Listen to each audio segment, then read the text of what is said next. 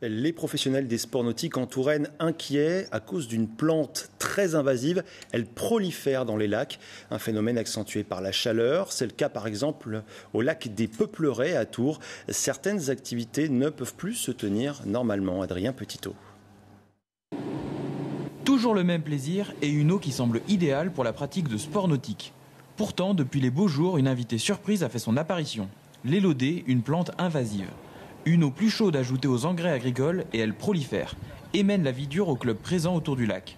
Jet ski, paddle et voile, les activités sont toutes plus ou moins affectées. Quand on voit la densité que ça représente, on se doute bien que ça pose problème pour les activités nautiques. On ne peut pas pêcher, on ne peut pas nager, on ne peut pas naviguer avec une planche à voile. Mathieu s'en sort mieux que ses collègues. Il s'est fabriqué une faux-cardeuse. La machine lui permet de couper ses plantes. Bien que temporaire, c'est la seule solution efficace pour le moment.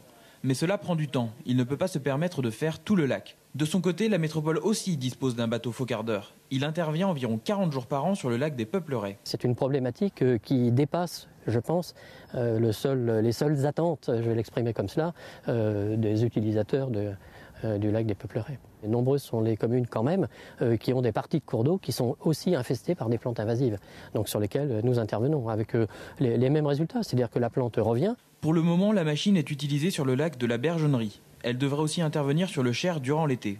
Il faudra attendre septembre pour la voir de nouveau sur le lac des Peuplerets.